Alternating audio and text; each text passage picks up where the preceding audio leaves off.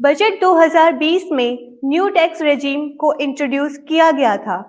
आज लगभग 1 साल बाद भी ओल्ड टैक्स रेजिम और न्यू टैक्स रेजिम को लेकर बहुत सारे कंफ्यूजन्स हैं। आज के इस एपिसोड में हम कोशिश करेंगे कि आपके सभी कंफ्यूजन्स को हम दूर कर सकें, जिसमें हमारी मदद करेंगे हमारे एक्सपर्ट राजीव कुमार चतुर्वेदी जी, जो कि एक टैक्स एंड पेरोल कंसल्टेंट हैं।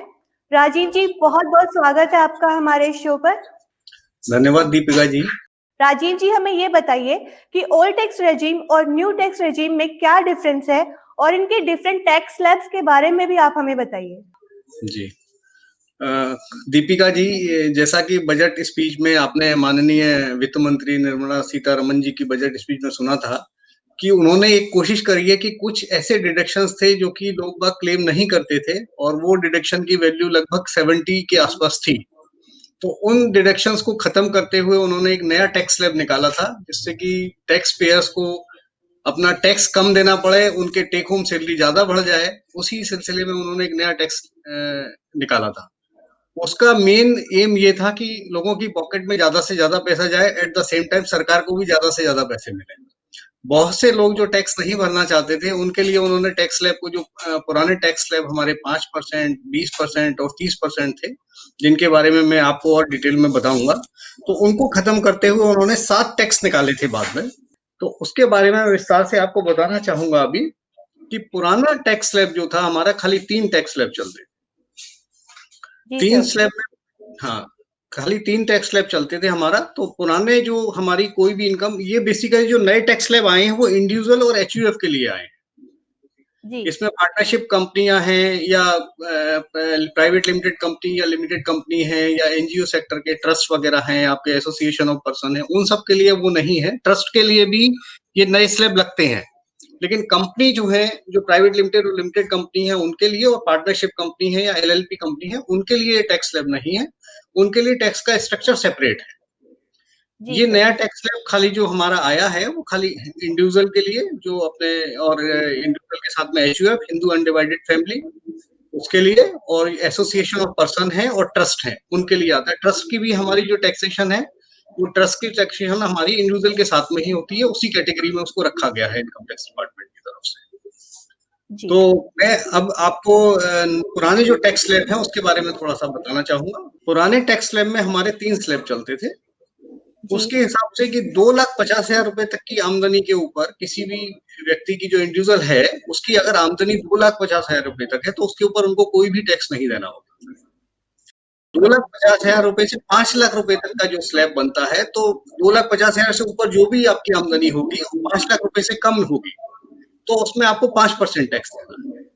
तो जैसा मान के चलिए किसी की 8 लाख रुपए की सैलरी है, तो 3 लाख रुपए के ऊपर आपको 20% टैक्स देना होगा। तो 3 लाख रुपए का 20% हो गया 60,000 रुपया, और प्लस 12,500 आपका 5 लाख रुपए तक का टैक्स है। तो 72,500 रुपए आपको टैक्स पे करना है, प्लस 4% उस पर एजुकेशन सेस पे करना है। एजुकेशन सेस आपको अक्रॉस ऑल स्लैब पे देना पड़ती है, चाहे वो 5% आपका आ रहा हो या 20% आ रहा हो। 30% का जो तीसरा स्लैब है ओल्ड टैक्स में, उसमें 10 लाख रुपए से ऊपर जो भी आपकी आमदनी है, उसके ऊपर आपको 30% टैक्स देना होगा। सपोज किसी की 12 लाख रुपए की आमदनी है, तो 10 लाख से ऊपर 12 लाख 2 लाख रुपया हो गया। 2 लाख रुपए के ऊपर आपको 30% टैक्स देना है, और प्लस 1,12,500 आपका 10 लाख रुपए तक का टैक्स। तो ये दोनों टैक्स ऐड करने के बाद में 4% इसके ऊपर एजुकेशन सेस हमको देना होगा। एक छोटा सा सवाल यह है कि हम अपनी आमदनी को कैसे डिटरमाइन करते हैं। तो आमदनी को डिटरमाइन करने का रीजन ये कि जैसे मैं एक सैलरीड पर्सन, मेरा 50,000 रुपए महीने का आमदनी है, तो 50,000 के हिसाब से एक साल में मुझे 6 लाख रुपए मिलेंगे। जी। अब 6 लाख रुपए मिलने के बाद में सैलरीड पर्सन के लिए 50,000 रुपए की स्टैंडर्ड डिडक्शन दी हुई है सरकार की तरफ से, तो वो हम स्टैंडर्ड डिडक्शन को क्लेम कर सकते हैं 50,000 रुपए। वो क्लेम करने के बाद में हमारी टैक्सेबल आमदनी बन जाती है 5,50,000। जी बिल्कुल। अब 5,50,000 रुपए के साथ में अगर मैं कोई भी इन्वेस्टमेंट नहीं करता हूँ, इन्वेस्टमेंट इन द सेंस की, जैसे हम बहुत से लोग अपने एलआईसी वगैरह होती है उनके पास में, public provident fund, PPF account जिसको हम बोलते हैं सरल भाषा में, उसमें अपना इन्वेस्टमेंट रखते हैं, या कोई एनएससी नेशनल सेविंग सर्टिफिकेट्स वगैरह लेते हैं, या अपना मेडिक्लेम इंश्योरेंस करते हैं जो कि अंडर सेक्शन 80D के अंदर कवर होता है, वो करते हैं, या बहुत से लोग किराए पे रहते हैं तो अपना हाउस रेंट क्लेम करते हैं। तो हाउस रेंट को क्लेम करने के लिए जो उसके बाद में जो डिडक्शन आती है, तो अगर आपकी आमदनी 5 लाख रुपए से कम हो जाती है ये डिडक्शन क्लेम करने के बाद में, तो आपको कोई भी टैक्स नहीं देना है किसी भी तरीके। कोई भी टैक्स क्यों नहीं देना है, उसका भी एक वजह है कि 2.5 लाख रुपए से आमदनी आपकी ऊपर है, लेकिन 5 लाख रुपए से आपकी आमदनी कम है। तो जो भी टैक्स आपका बनता है, सरकार ने एक 87A की एक डिडक्शन दी हुई है इस फाइनेंशियल ईयर 2020-21 में, जिसकी हम जी बात कर रहे हैं। तो उसमें 87A में एक उन्होंने डिडक्शन दी हुई है। सरकार ने बेसिकली ये बोला था कि 5 लाख रुपए तक की आमदनी पे हम किसी से कोई भी टैक्स नहीं लेते।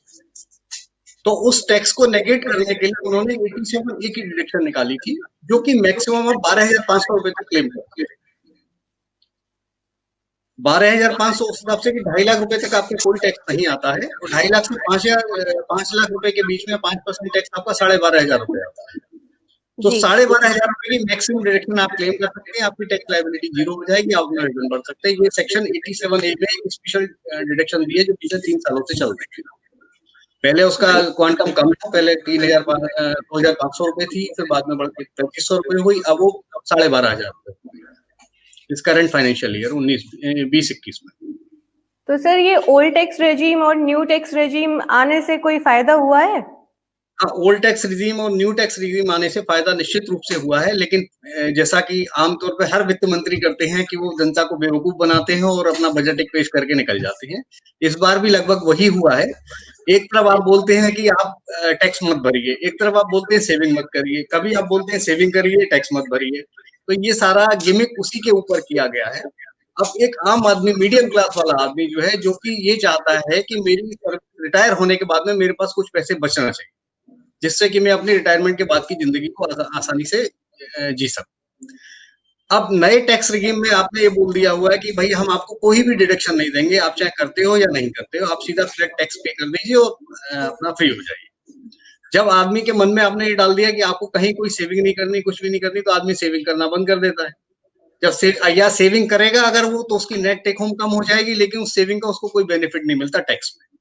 जी। अच्छा राजीव जी, अब ये बताइए कि हम ये कैसे चूज करें कि हमारे लिए ओल्ड टैक्स रेजिम सही है या न्यू टैक्स रेजिम सही है?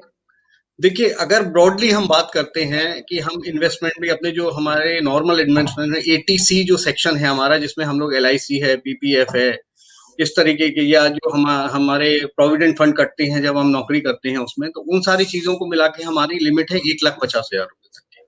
हम जी 1,50,000 रुपए तक की सेविंग करके उसमें अपनी टैक्स की छूट ले सकते हैं।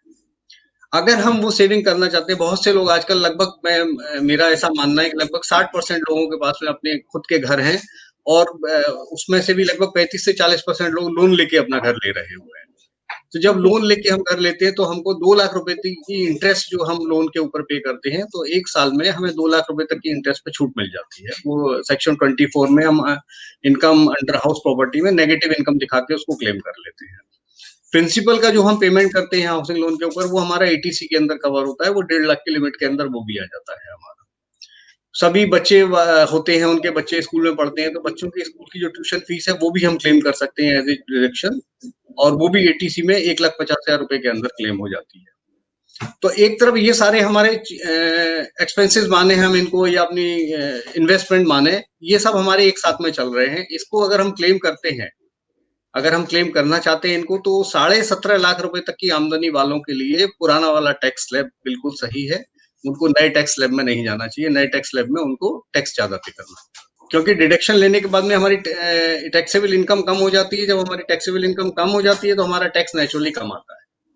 अगर मैं बात करता हूँ कि मेरी 5 लाख रुपए तक की कोई 7.5 लाख रुपए तक की मेरी आमदनी है, और 7.5 लाख रुपए तक की आमदनी के साथ में मैं कोई भी किसी भी तरीके की कोई छूट भी अवेल नहीं करना चाहता, तो अगर 7.5 लाख रुपए की आमदनी पे मैं कोई भी छूट अवेल नहीं करना चाहता हूँ, तो मेरा जो टैक्स विद एजुकेशन सेस मिला के ओल्ड टैक्स रिजीम में आता है, वो 65,000 रुपए आता है। जी और न्यू टैक्स रिजीम में मेरा टैक्स आता है खाली 39,000 रुपए। जी तो मुझे लगभग 26,000 रुपए का फायदा होता है नए टैक्स रिजीम में, लेकिन साथ में मेरे को कोई भी किसी भी तरीके की छूट का कोई फायदा नहीं मिलता है। जी अगर छूट के फायदे के साथ में मैं उसको क्लेम करता हूं, तो निश्चित रूप से मुझे पुराना वाला टैक्स स्लैब अच्छा है मेरे लिए, क्योंकि पुराने वाले टैक्स स्लैब में मेरा टैक्स घट के केवल 18,200 रुपए रह जाता है, उस छूट में मैं मानता हूँ कि मुझे 50,000 रुपए की स्टैंडर्ड डिडक्शन मिल जाएगी।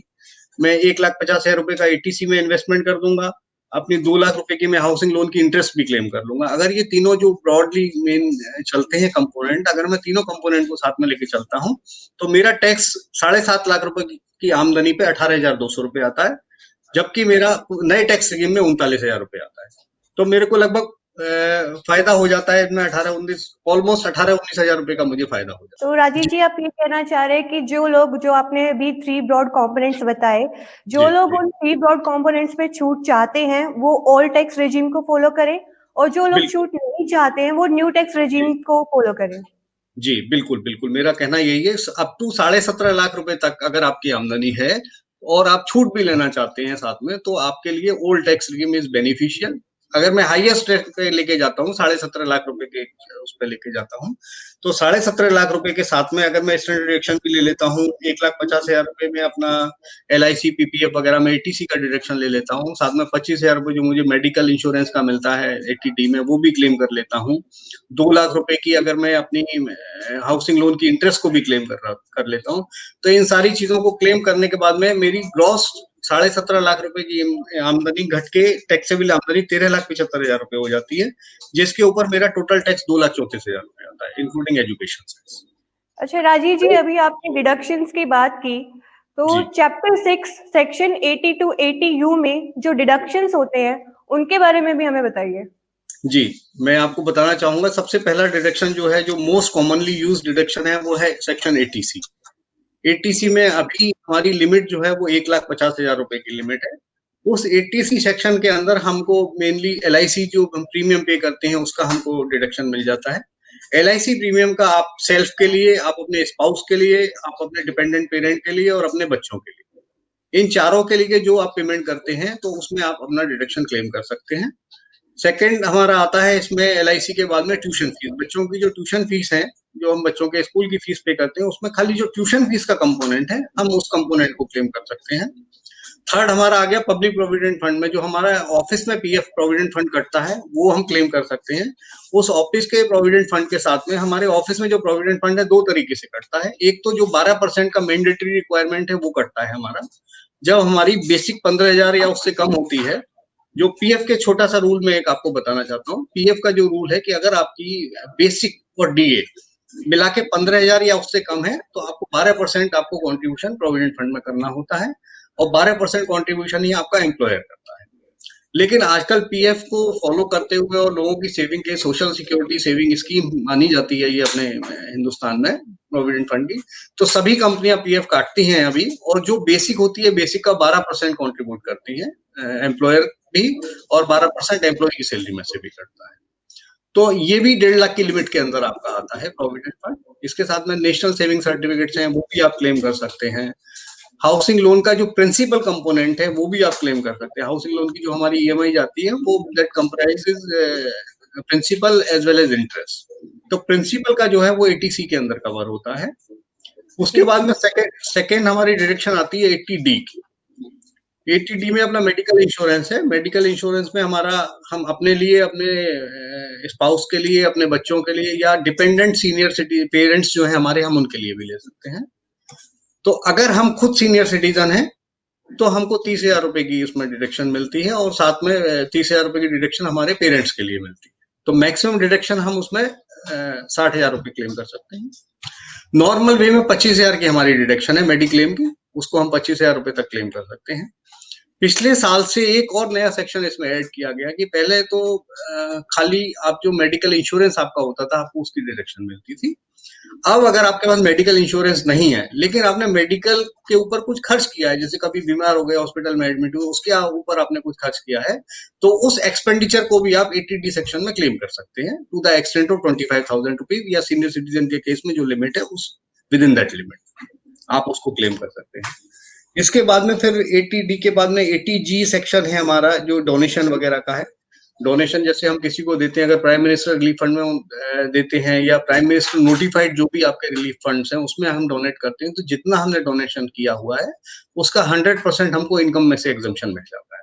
मतलब मेरी इनकम अगर 1 लाख रुपए की है और मैंने 10,000 रुपए डोनेट किया हुआ है, तो 1 लाख में से 10,000 माइनस होकर 90,000 रुपए के ऊपर मुझे टैक्स देना होता है।